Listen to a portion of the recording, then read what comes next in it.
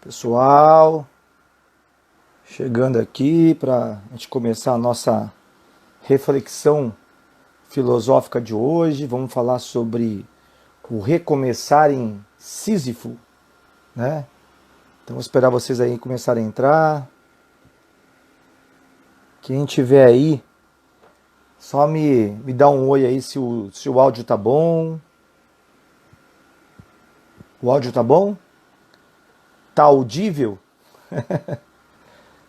Estão me ouvindo bem?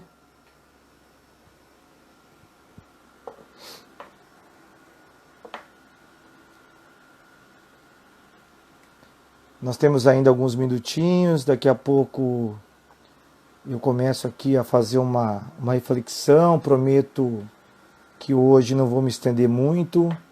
Ah, obrigado, Bianca. Tá bom o som, né? Que ótimo, obrigado, viu? E vamos falar um pouquinho de mitologia, vamos falar um pouquinho de filosofia, vamos fazer um pouquinho de... vou trazer um filósofo mais contemporâneo, Albert Camus, dentro de uma retrospectiva histórica, em especial com esse momento que a gente vem passando, né, de enfrentar essa pandemia, de enfrentar os desafios que tudo isso tem emergido em nós, né, não só do ponto de vista de trabalho, mas do ponto de vista emocional, de tudo aquilo que de certa forma dialoga com a nossa existência, né. Então, tô vendo aqui um pessoal entrando. Gente, desculpa, eu tomei cegueta. E assim que o pessoal começar a entrar aí mais, vamos dar mais um minutinho, a gente começa aqui. Deixa eu ver o horário aqui. Faltam uns 2 minutos ainda, né? E a gente começa aqui a nossa prosa filosófica. Tá bom? Tá bom o som? A Bianca falou que sim, tem mais. Tá bom o som, gente? Tá bom? Tá audível? Espero que a internet não falhe, né? Da outra vez falhou bastante. Mas espero que hoje dê tudo certo aqui com o áudio, né? Eu tenho aproveitado o tempo também para ler bastante, né? Aproveitado o tempo entre aspas, porque eu, em função do outro trabalho que eu tenho, eu ainda estou na linha de frente aí do trabalho, né? Não sou da área de saúde, mas eu atuo numa área de gestão pública, na área de educação, e não consegui ainda fazer o isolamento como deveria fazer, né? Mas tomando todos os cuidados, enfim. Mas eu tenho aproveitado também os tempos intercalados para revisitar leituras, para revisitar algumas leituras que no passado foram muito importantes para a minha formação social, humana, né? Porque a filosofia, ela tem eu acho que das literaturas, eu acho que a mais vasta e perpétua possível é a da filosofia, né? Porque ela transita por tudo, ela transita pela arte, ela transita pela poesia, né? Ela transita por ciências humanas mais modernas, como a psicologia.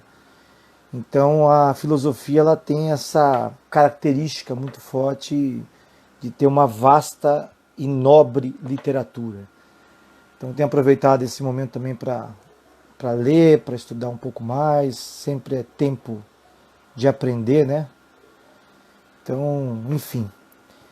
Pessoal, estou vendo aqui professores entrando, que é um público que eu adoro falar, colegas aí de outras áreas, enfim, vocês aí me perdoa não poder denominar todos, porque da forma que ficou configurado aqui, até porque eu tenho um problema que eu confesso para vocês, isso até em aula presencial, em palestra presencial, de quando tem coisas acontecendo ao mesmo tempo, parece que o meu cérebro se divide ao meio e eu tenho uma mania de dispersar às vezes. Então eu vou tentar me concentrar aqui firmemente a minha reflexão. E aí, mas lógico, vou agradecer aqui quem puder participar até o final. Como eu disse, hoje eu vou tentar ser mais breve, uma reflexão de 30 minutos, 35 minutos no máximo.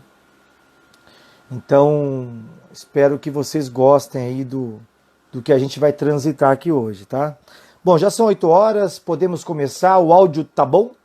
Faz assim se o áudio tá bom, dá um joinha aí. Dá um joinha.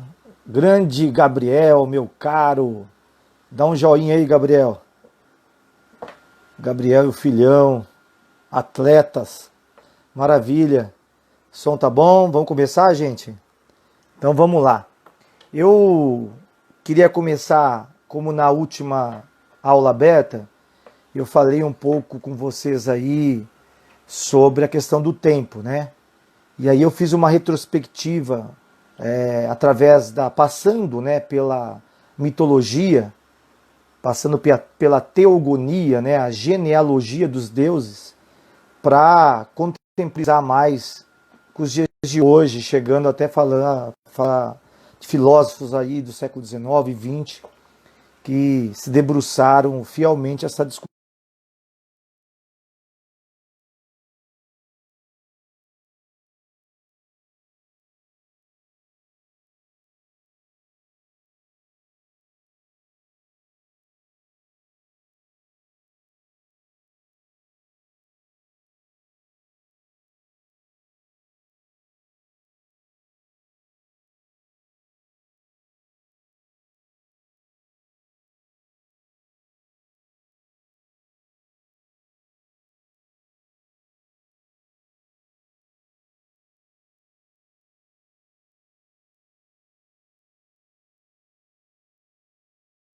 Melhorou?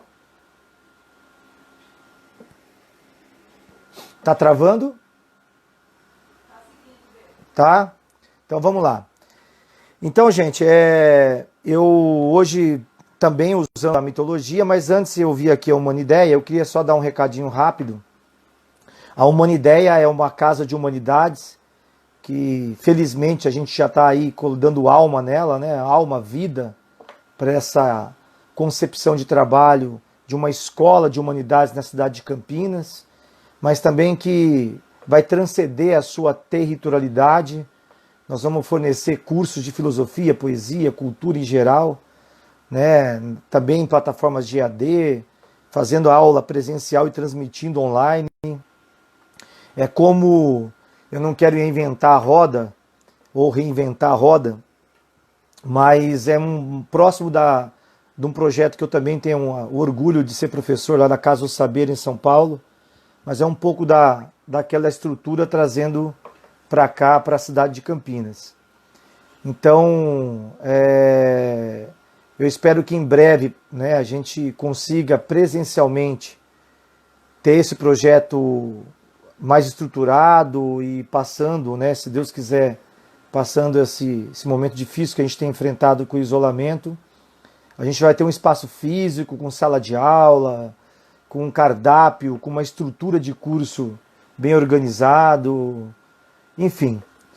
Gente, tá travando muito? Tá travando? Será que é minha internet aqui? Deixa eu ver se é minha internet. Não, a minha internet tá ok aqui, gente. Tá, não sei. Tá travando aí? Tá tudo bem? Tá tudo bem? Tá tudo bem, né? Carol, dá um joinha se o áudio tá bom ou se não está travando. Então vamos lá, gente. E aí, a Humanideia, ela vem com essa proposta de humanizar as relações através de cursos, né, das suas mais variáveis sinopses, enfim. O nosso sonho, né, não só eu, o grupo de amigos, Felipe Amaro, o Renato Mucilo, que vai ser o nosso grande organizador do trabalho aí, a gente poder ofertar para vocês aí em breve um novo modelo de filosofar livre, né? Um modelo que possa despertar nas pessoas o desejo de uma alteridade, né? De uma continuidade de nós mesmos. Enfim, vou começar aqui a nossa temática de hoje, da aula beta. Eu não vou ficar parando, gente, porque não está travando para todo mundo, porque a internet aqui está boa. Então eu vou seguir, o que vocês perderam, depois vocês puderem ver no Store, que eu vou salvar lá, tá bom? Então vamos lá. Quando se fala em Sísifo, a gente tem aí grandes literaturas, né, que se debruçaram a refletir sobre o mito de Sísifo, né? Quem que foi Sísifo? Sísifo era um mortal, talvez o considerado mais esperto mortal, né, da teogonia. Esperto, digo eu, porque não era sábio, tá? Era o que a gente chama hoje de o espertão, né? Então ele tinha alternativas e um repertório vasto de sair das situações mais embaraçosas possíveis. Sísifo ele era rei de Corinto, né?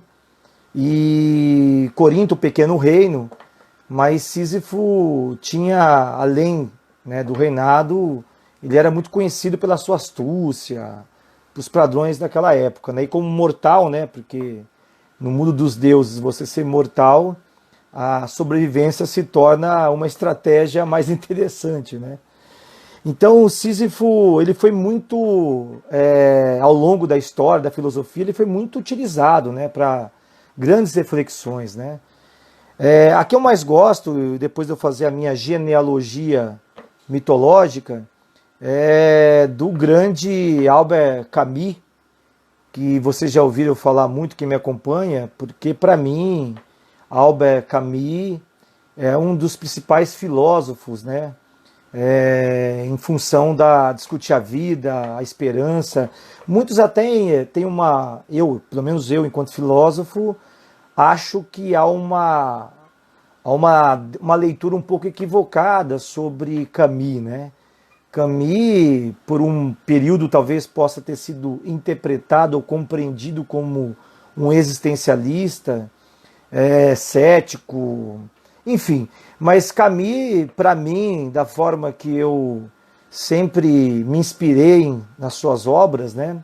Camus ele foi o filósofo da alegria, da esperança, porque através de uma filosofia realista, né, Camus nos traz possibilidades de se reinventar diante dessa efemeridade que é a vida. Então eu particularmente gosto muito de toda a sua obra, de todo o seu conjunto literário. Camus filosoficamente traz uma riqueza muito grande, né, para o pensamento contemporâneo, pensamento histórico, filosófico. Quando o Camus ele fala sobre o absurdo, né, ele está dizendo não necessariamente que nós somos o absurdo ou que o universo é o absurdo, né? Na verdade, para Camus, o absurdo ele nasce dessa relação entre nós e o universo. Essa mania, né, que nós temos de querer dar sentido, unidade da forma que a gente vê o mundo, sem compreender que este absurdo ele é imutável, né? Ele está ali e permanece. Por que eu estou dizendo isso?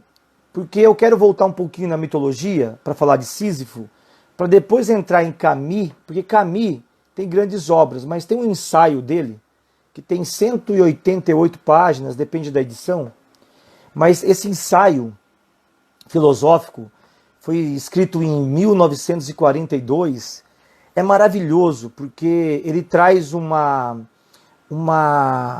percepção sobre a vida, sobre a liberdade, sobre a paixão, sobre a revolta, sobre o absurdo, de uma riqueza tão detalhada que obras extensas não poderia dar conta. Faleceu muito jovem, né? Camus ele faleceu num acidente automobilístico. Ele estava numa viagem ainda, né, usufruindo da beleza de ser nóbil, né? Voltou? Voltou? Voltou, gente? Dá um joinha para mim aí. Camus, voltou? Voltou? Voltou? Então, vamos lá. Desculpa, gente, deu um delay aí, deu uma travada aqui no meu vídeo. Mas voltando, quando o Camus escreve o mito de Sísifo, ele se remete à história mitológica desse personagem, como eu disse há pouco para vocês, que Sísifo era conhecido pela sua época como espertão, mas isso não quer dizer que era sábio. Sísifo, ele vê uma oportunidade, né, como na sua expertise de lidar com os deuses, na verdade, ele presencia um fato que ele quer tirar vantagem. Ele vê a águia, que era o animal de estimação de Zeus, sequestrando, né, a Égina. Égina era uma princesa linda, né, filha do deus Rio, né, de Ásopo. E essa águia sequestra a Égina, que Zeus queria muito ter ela como ninfa dele. E aí só o Sísifo consegue presenciar esse momento. E aí que ele pensa, olha, quer saber, eu vou tirar proveito disso. Ele vai até o reino, né, do deus Rio, de Ásopo, e ele faz uma proposta. Olha, eu sei que a sua filha está desaparecida e eu tenho uma proposta para te fazer. Eu te conto o que aconteceu com ela e você me dá, né, uma fonte de água doce, porque você é o deus dos rios e o meu reino não tem fonte de água doce. E isso poderia salvar o meu reino.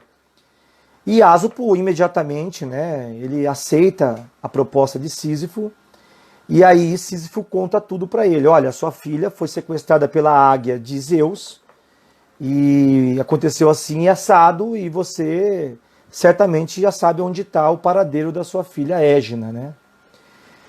E nisso, evidentemente, Ásopo toma suas providências, né, e tenta de todas as formas recuperar a filha, mas a luta, a contenda não era fácil, né? Até porque o sequestrador não era nada mais, nada menos do que Zeus. E ele não consegue. Então, tanto que Zeus transforma Ásopo, as suas águas em águas correntes. Ele não consegue mais ter um movimento só. Ele fica no movimento corrente, né? Por isso que Ásopo é conhecido como o deus dos rios, sempre em movimento, né? Enfim, e aí Zeus fica sabendo que foi denunciado por Sísifo, e aí ele manda Hades, né, que é o deus da morte, ir lá capturar Sísifo e dar o castigo merecido, né? Então, que Sísifo já encerraria a sua vida física naquele momento, Hades ia levar Sísifo para Tártaro, né, para o inferno, né, para o submundo. Só que quando chega lá, né, Hades, a deus da morte, Sísifo tem um lampejo de sua expertise, né? E ele fala assim, olha, eu tenho aqui um colar, antes de você me levar, eu fiquei muito impressionado com a sua beleza, é uma beleza extraordinária. E eu queria te dar esse acessório, esse colar de brilhantes, né? Para que você pudesse ficar com ele, já que uma vez eu não terei mais vida. Mas somente uma beleza exuberante como a sua é capaz de adornar, de tornar mais bonito este colar. E a morte, né, a Hades fica todo envaidecido e aceita o colar. E aí quando Sísifo coloca o colar, na verdade não era um colar, era uma coleira. E ele consegue acorrentar Hades. Então, nunca ninguém tinha conseguido enganar a morte, né? E Sísifo, na mitologia grega, na teogonia, ele consegue esse feito. E ali permanece a morte acorrentada. Então, criou uma instabilidade no mundo dos deuses, né? Você imagina, com a morte presa, ninguém mais morria, né? Então o mundo não foi se reciclando. O deus da guerra, Ares, ficou muito bravo, porque uma guerra sem morte não fazia sentido, não dava para fazer a medição de quem ganhou e de quem não ganhou. Então, Hades também, né, desculpa, Hades mandou... Estão me ouvindo, gente? Então, Hades mandou Thanatos, né, que é o deus da morte, e Hades é o deus do submundo. E aí Hades, na verdade, quem Sísifo consegue seduzir foi Thanatos. Desculpa, gente, foi só um lapso aqui de memória. Foi Thanatos, que é o deus da morte, mandado por Hades, que é, né, o deus do submundo. E aí Thanatos fica ali preso, né, e nada acontece até que Deus Ares, o deus da guerra, ele resolve ir lá libertar. Né, ele fica sabendo que Sísifo aprisionou o Thanatos, e ele vai lá e solta Thanatos e dá uma ordem. E fala assim, olha, leva ele lá para Hades, né? E dá o castigo merecido para ele. Quando Sísifo chega, né, antes dele ir, ele já combina. Ele combina com a mulher dele para ela não enterrar o corpo dele. Então, para não fazer isso. E ela deixa tudo alinhado com ele. Então ele vai lá para Tártaro, né, junto com Thanatos. Quando chega lá, Hades, né, chega perto dele e fala, você fez uma coisa muito feia. Tentou enganar um ciclo da vida, né? E aí ele pega e fala assim, olha, eu posso só fazer mais um pedido? E ela diz, não, pode fazer. Antes de eu tomar o meu castigo merecido para toda a eternidade, eu posso ter um dia só, 24 horas, para voltar à vida e resolver uma situação com a minha mulher, porque a minha mulher fez uma coisa que desonra toda a minha vida. Ela não enterrou meu corpo. E isso para a mitologia grega era uma grande desonra. Então, Hades, sendo generosa, entendendo o tamanho da desonra da mulher, fala, tá bom, eu vou te dar um dia só. Você vai lá, dá o castigo que a sua mulher merece, e depois você volta para cá para ter o seu castigo eterno. Aí Sísifo volta, né? Então ele engana a morte pela segunda vez, ele volta lá, tudo combinado com a mulher, pega a mulher e foge. E aí ele fica foragido por toda a vida até a morte física dele, né? Então Sísifo é o único mortal que se tem na história da mitologia grega que enganou a morte por 2 vezes, na sua expertise, não sabedoria, na sua expertise, né? Que achava que tinha, né? Por isso que tem alguns ditos populares, né? O mundo é dos espertos, né? Isso também tem um pouco a ver com a origem de Sísifo, né? E aí quando ele volta, a Hades, evidente que ela vai, enfim, conseguir dar o castigo eterno, e o castigo é nada mais, nada menos de que Sísifo tem que, para toda a vida, na sua eternidade, durante toda a sua eternidade na morte, né? Vida e morte, ele vai levar uma pedra gigante, ele vai rolar uma pedra até o cume de uma montanha. E quando essa pedra chegar no cume, ela vai ficar mais pesada e ela vai rolar de novo, descida abaixo. E aí Sísifo desce de novo e sobe a pedra de novo. Quando chegar lá em cima, vai descer de novo e Sísifo continua fazendo a mesma tarefa por toda a eternidade. Por isso que algumas vezes nós escutamos assim, esse trabalho aqui é trabalho de Sísifo.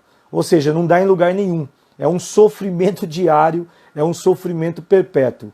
E aí vem agora a reflexão que eu acho magnífica de Camus, quando o Camus escreve esse ensaio tão curto, mas tão profundo, tão maravilhoso. Inclusive eu sugiro a todos vocês, quem puder, por favor, leia o Mito de Sísifo, de Albert Camus, que é maravilhoso. E aí Camus consegue fazer uma reflexão profunda sobre esse mito, que esse absurdo de Sísifo, que de rolar a pedra até o cume, e quando chegar lá em cima, todo o esforço que ele empreendeu, tudo o que ele fez, toda a sua energia, vê que nada adiantou. E aí ele volta, né, de novo a estaca zero. Né? É isso aí, Gabriel. Até a expressão vulgar, né? Sísifo, né? Sifu também pode ser originária de Sísifo. Maravilhoso isso. Enfim, então o Camus ele pega esse absurdo, nessa relação de absurdo. A gente é assim a vida. A gente planeja, a gente faz planos, a gente estuda, a gente tem filho, a gente compra isso, quer comprar aquilo, quer fazer viagem. E no fim a morte ela é imperiosa, né? Ela não tem saída. Não tem como enganar, como Sísifo fez. Não há como você criar subterfúgios para enganar a morte. E aí é maravilhoso, porque nessa abordagem de Camus, né, com relação ao mito de Sísifo, ele tem uma tríade que ele trabalha na crítica, que é muito interessante. Ele fala sobre o absurdo, né? Então a vida é um absurdo. Né? Não tem por que a gente fazer tanta coisa, e mais do que isso traz para nós só uma questão séria. Então, para Mito de Sísifo, no ensaio de Camus, ele diz que só há um problema sério a ser resolvido, que é o suicídio. Não tem outro problema. Né? E aí nós temos duas saídas só. Ou sucumbir a ele, ou se restabelecer. Aí vem a magia de Camus. Essa coisa do restabelecer, que eu acho fantástico na obra, por isso que eu disse a vocês que o Camus não era um cético voraz, ou um existencialista racional, não. Camus ele tinha uma filosofia da esperança, porque esse restabelecer diante do absurdo é o que dá sentido à vida. Porque Camus identificou que no suicídio as pessoas não se suicidavam por causa da ontologia do ser ou por causa do imperativo categórico de Kant. Não, as pessoas se suicidavam pela falta de sentido da vida. Não tem mais sentido, né? E eu, sinceramente, me interessei mais por estudar o suicídio na filosofia, porque há muitos anos atrás eu tive 2 episódios na minha vida que me marcou profundamente. O primeiro episódio diz respeito a uma tia minha muito querida, a tia Nora. Eu tinha 15 anos de idade e ela se suicidou num quartinho do fundo da casa dela. Aquilo me chamou muita atenção. 15 anos de idade, como é que alguém consegue fazer isso? E o segundo episódio, que também me marcou profundamente, foi com um amigo meu, o Alex, mais conhecido como Tiburu, grande amigo, um dos melhores amigos que eu tive na minha vida. Inclusive, no dia que ele se suicidou, ele almoçou comigo. Ele veio trazer o convite da filha dele, que faria 1 ano de vida. Ele já tinha separado da esposa, né, naquela época. E ele, no final do dia, ele se suicida. Então você imagina isso, gente? Então isso me chamou muita atenção e eu cada vez mais fui querer entender, não só na psicologia, mas também na filosofia, né? Durkheim falou sobre o suicídio e tantos outros pensadores falaram sobre isso. E aquilo me marcou muito, em especial por estar com alguém horas antes de esse alguém desaparecer, né? Nós fomos almoçar no shopping e rimos, como sempre quando a gente se encontrava. O Alex, o Tiburu, era uma pessoa espirituosa, alegre. Eu nunca ouvi de mal com a vida, eu nunca imaginei que tudo aquilo ali era uma despedida, né? E aquilo me chocou absurdamente. Estou vendo aqui o Gabriel, que é nosso amigo também em comum, né, do Alex. É muito triste isso. Então, o suicídio é a perda de sentido. Não tem mais sentido, não faz mais sentido, nada mais dá sentido. Ah, mas tinha uma filha, não dá para julgar a dor, o sofrimento de alguém que toma uma decisão dessa. Ó, não quero mais viver, e ceifa a própria vida. É muito triste. Então, Camus coloca o suicídio como o único problema filosófico a ser enfrentado. E se é tudo absurdo nesta vida, que a eternidade ela é imutável, ela vai ficar lá. Eu posso morrer agora ou daqui 50 anos, como o personagem de Camus na sua obra O Estrangeiro, né, Meursault, dizia, né, então tanto faz, viver tanto faz. Eu posso encostar aqui e nada mais fazer. Essa foi um pouco da minha reflexão da aula passada sobre o tempo de Bergson, né? Mas esse tédio, quando a gente se debruça com essa vida, né, essa noção de absurdo que traz Camus, né, essa tristeza que a efemeridade muitas vezes nos apresenta, né, e é sobre isso que Camus traz no ensaio de Mito de Sísifo. Então, essas 3 coisas que a gente pode fazer para se restabelecer, Camus chama de absurdo, enfrentar o absurdo, né, para se restabelecer, mesmo sabendo que tudo é em vão. Planejar, criar, cuidar, comprar isso, comprar aquilo e vão morrer. Já não estou nada. O rei mais poderoso do mundo do século tal já morreu. Já não estou nada. Napoleão Bonaparte enfrentou tantas guerras, tantas e tantas batalhas e já não existe mais. Então para que tanto esforço? Né? Aí vem a beleza. Desculpa a redundância, mas é que eu acho que tem uma profundidade tão bonita, filosófica, né, do ponto de vista da vida, de restabelecer, de enfrentar este absurdo. Então, o Sísifo, por mais que aquela tarefa era cansativa, difícil, sofrida, Sísifo voltava, você imagina, eu ficava imaginando, né? A pedra chegou lá no cume, com todo esforço, a pedra desce. Aí eu fico imaginando Sísifo, porque ele não pensa no absurdo na subida. Enquanto está se movimentando e enfrentando, não tem absurdo. Assim é a vida. Mas eu acho que ele pensa o absurdo quando ele desce. Quando ele vê a pedra rolando, ele fala, caramba, eu vou ter que fazer de novo. Mas mesmo assim, é possível ver uma alegria, não um conformismo. Não há conformismo. Já que eu tenho que carregar a pedra, carregarei e darei presença existencial ao que eu estou fazendo. Então não reclamava. Ia lá de novo, rolar a pedra até o cume da montanha. Mesmo que ele soubesse que chegando lá essa pedra de novo iria descer. É fantástico isso. É fantástico. Então ele fala do absurdo, ele fala da liberdade. Olha que interessante, gente. Ele fala da liberdade, né? Essa liberdade que a gente tem, né, de poder fazer escolhas. Diante do absurdo eu posso fazer escolhas, né? Eu posso não existir mais, dado a efemeridade da vida com o advento da morte, mas eu posso dar sentido à minha existência para as pessoas que estão ao meu redor. Isso é fantástico na literatura de Camus, né? Então ele fala de uma possibilidade, né, diante do absurdo, eu ter escolhas, eu ter a liberdade de escolha. E a terceira frente que ele faz a isso, ao absurdo, é a paixão. É a vida ser vivida com paixão. Mesmo que eu sei da finitude, eu dou sentido a ela amando viver. Olha que lindo. Pergunte para alguém que está aí em estado terminal, né, se ele pudesse ter outra chance, o que ele faria? Você vê uma alegria, né? Mesmo sabendo que o corpo se esvai, né? Motivação, sentido, eu posso criar isso, mesmo sabendo que a tarefa é árdua, mesmo sabendo que tudo ou todo o esforço possa ser em vão, mesmo sabendo que esse abismo e o nada, ele é o que há de mais concreto na concepção de existência, né? Eu, como diria Bergson, eu existo para desaparecer, eu existo em rumo ao desaparecimento. Tudo desaparece, mas Camus traz uma profundidade fulcral, né?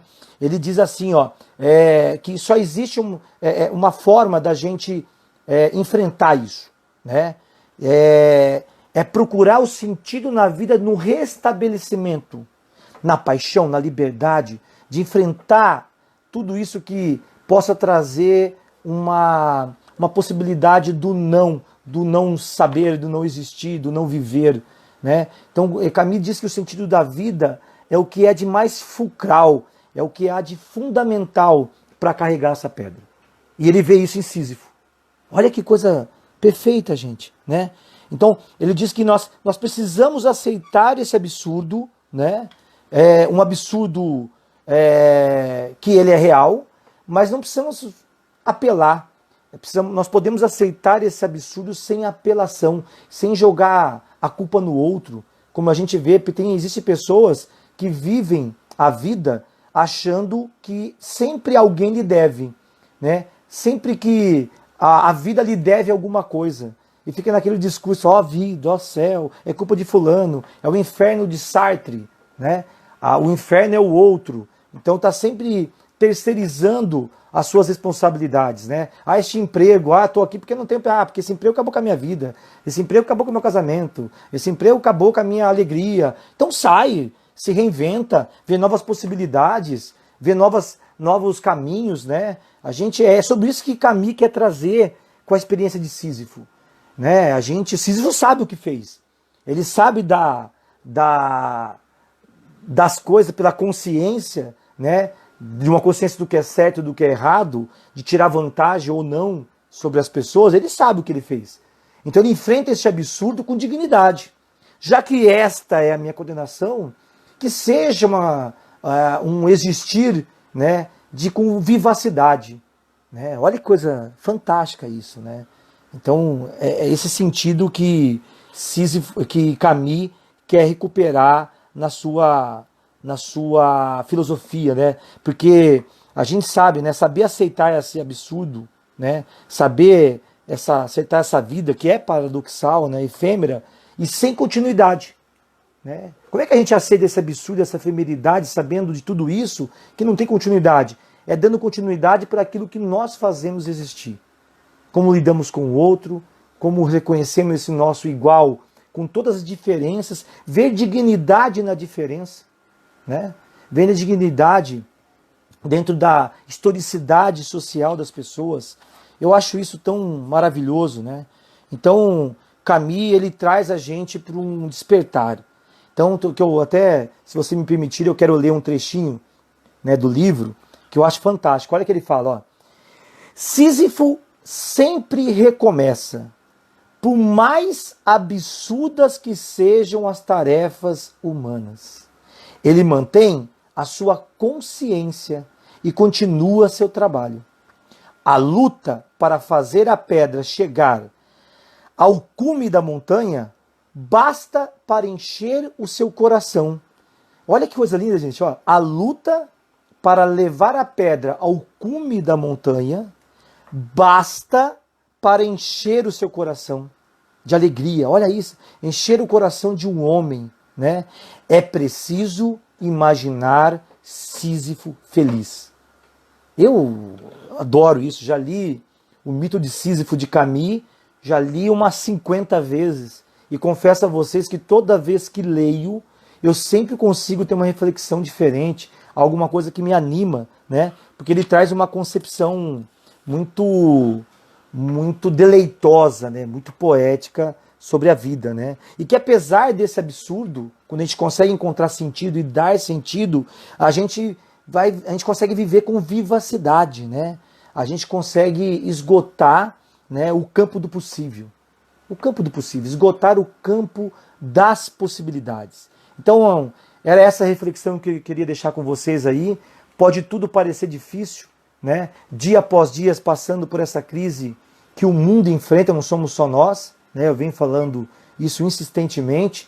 As pessoas ficam, quando voltar ao normal, e eu venho falando, não tem mais normal. A gente vai ter um novo tempo, um novo modo de viver, e para isso a gente precisa se compreender mais como ser humano, aceitar mais a nossa condição humana, aceitar mais as nossas vulnerabilidades, saber que não há nenhum super-herói aqui, não há nenhum Deus mitológico, né, que vai ficar para toda a eternidade. A gente tem que começar a enfrentar a nossa própria a nossa demonização existencial. A gente se demonizou muito. É muito usual e muito frequente você ouvir assim, ó, mas o ser humano é assim mesmo. O ser humano não tem mais jeito. O ser humano é isso ou aquilo. Nós demonizamos a nossa existência. Olha que coisa terrível, gente, né? Ou de ver como a gente vê num processo desse, onde pessoas estão morrendo, você vê pessoas sem empatia, não sofre com a dor do outro, não consegue colocar o coração na dor do outro. É inimaginável. E é impressionante, né? Pessoas até com status, com chefes de poder, chefe de Estado com discurso de anulação da existência humana, sem dar vida, sem dar avivamento, né, para uma vida que eu posso não conhecer, mas é uma vida. Nenhuma vida vale mais que a outra. Nenhuma vida vale mais que a outra. Do senhor de 95 anos que está lá entubado no hospital ou de um jovenzinho de 14 anos de idade.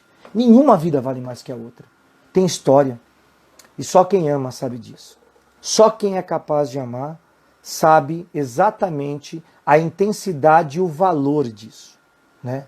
De dar sentimento, de dar sentido a isso, de dar vivacidade, de esgotar esse campo do possível de viver, mesmo que os dias não sejam bons. Hoje o meu dia, por exemplo, não foi bom. Confesso a vocês que comecei esta live angustiado, mas eu tenho certeza que essa angústia também produz esperança. Então, gente, para terminar, eu queria terminar com sempre Paulo Freire. Paulo Freire, quando escreveu A Pedagogia do Oprimido, inclusive, foi um dos primeiros livros que eu li, jovenzinho, na escola pública. Eu tinha uns 12 anos de idade, quando eu tive contato com essa literatura, e que mudou muito a minha vida, né?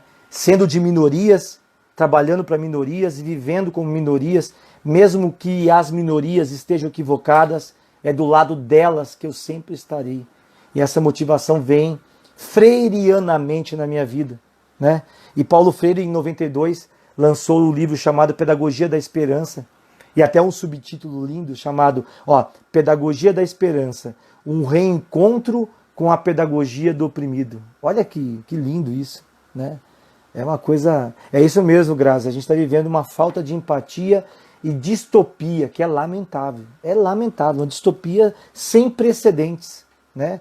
Inclusive de pessoas que estão no nosso convívio, que olha para a dor do outro e passa por cima, né? Então, estão às vezes revestidas de um moralismo, de um conservadorismo, a família de bem tradicional, a família brasileira, o cidadão de bem que é incapaz de colocar o coração, né, na vida de quem está sofrendo, de colocar o olhar, de colocar o cuidado, a arte de cuidar.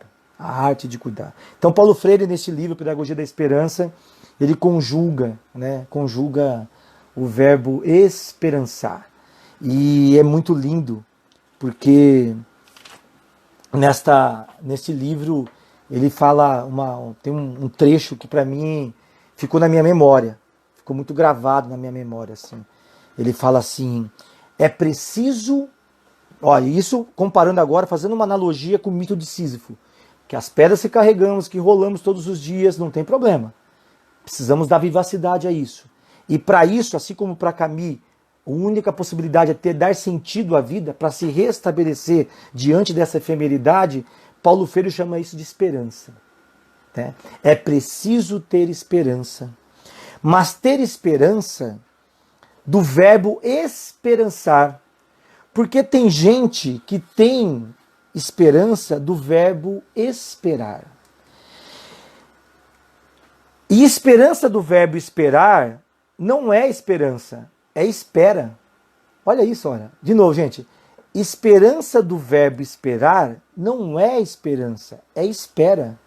Esperançar é se levantar. Esperançar é ir atrás. Esperançar é construir. Esperançar é não desistir. Esperançar é ir adiante. Esperançar é, junto com os outros, fazer de outro modo.